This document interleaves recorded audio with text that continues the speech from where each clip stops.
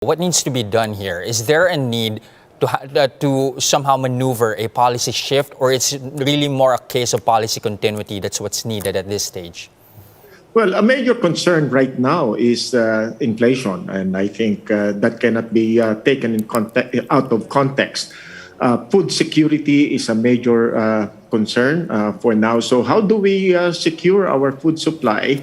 How do we make sure that the people continue to have food on the table without creating so much disruption, so much movement in the prices? Because prices will inevitably make it impossible for many of our people. Once the prices move up, they will not be able to buy. And at the same time, people are clamoring for higher wages so that they can be more resilient.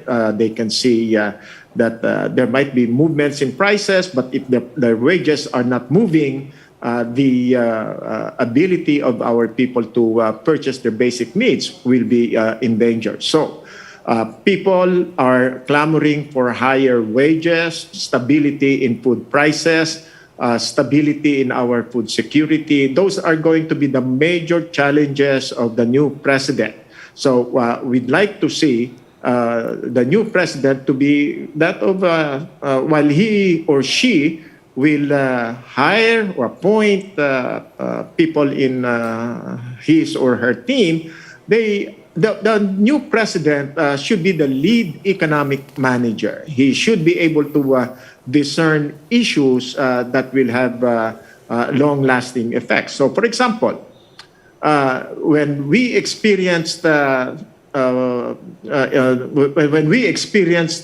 shortage in rice, do we import? Mm-hmm. We can import probably in the short term, but then we should look at rice industry being stable. So now we're talking about onions, we're talking about sugar. The easy thing to do is to import. Mm-hmm. But that can be at the peril of our industries in the long term. Mm-hmm. So the new president should have an economic strategy. He or she should have a vision on what to do in the short term and what to do in the long term. Now, Professor Leyco, I just want to bring back the talk here to a report that was released by Goldman Sachs over the weekend saying that a Robredo presidency would mean a policy shift and a Marcos presidency would mean policy continuity. Do you subscribe to that notion? And what do you think is needed by the country at this stage?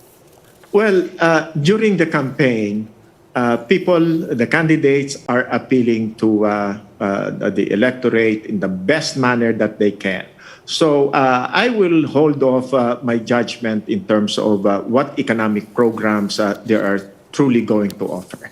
But right now, I think what would be the three issues that will have to be addressed by the new president will be, first of all, healthcare. How are you going to respond to the continuing threat of COVID-19?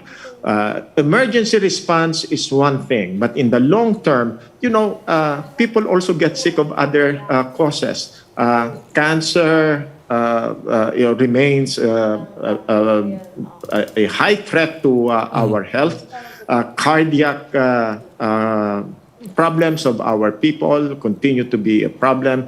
There are common healthcare problems that need to be addressed. So it is time for the new president to come up with a health sector agenda that will address not only COVID-19, but also access to healthcare, financing of healthcare, making sure that all the population throughout the country will have access to quality healthcare. That will be a major problem. That will be a major task for the new president.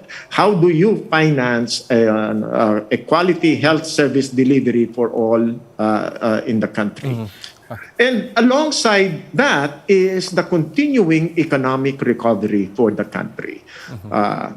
We have not really fully recovered. So what will be your short-term, mid-term, long-term agenda in order to push and stimulate the economy? Number one, you have to make sure that there will be price stability, and at the same time,